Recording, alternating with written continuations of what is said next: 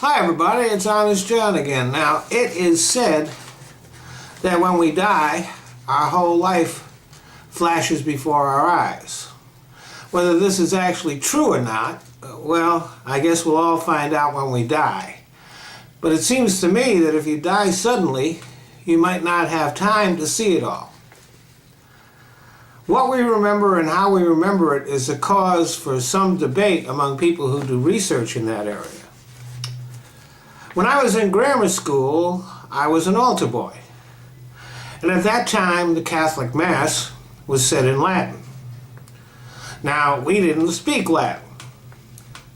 And so we only knew what a couple of phrases in the Mass actually meant. The rest of it was pure gibberish. But we did commit it to memory. And the way we did it was, a lot of that was through the rhythm of the words. You would memorize certain passages by repeating them over and over again, and it would develop a rhythm, and it would become easier to remember. That's why poems and songs are easier to remember than prose. It's much easier to memorize Edgar Allan Poe's The Raven than it is his short story, The Telltale Heart. Actors memorize scripts all the time. I found that saying the words out loud is very helpful because you both speak it and hear it at the same time. And I've also found that actually writing the words out helps me to retain them.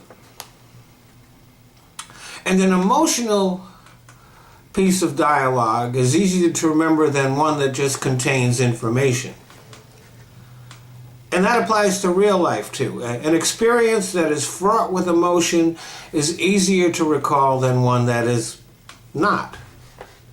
We remember the good times and we remember the bad times, but the boring times, not so much. The exception to that is traumatic events. For some people, an extremely traumatic event will actually be blocked from conscious memory. But it is there, it's in our subconscious, and often influences our behavior without us even realizing it.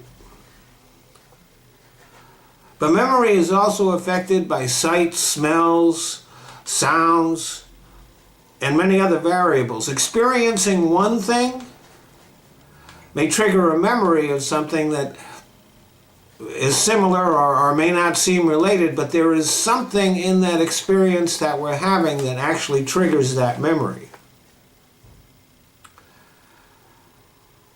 But it's all there. Everything we experience goes to our brain. Some of it stays in our consciousness, or at least close to the surface, where we can access it pretty easily. Some of it just gets buried deep within our subconscious, sometimes because it's trivial, unnecessary, and superfluous, and sometimes because of inner conflicts. But the brain does record everything.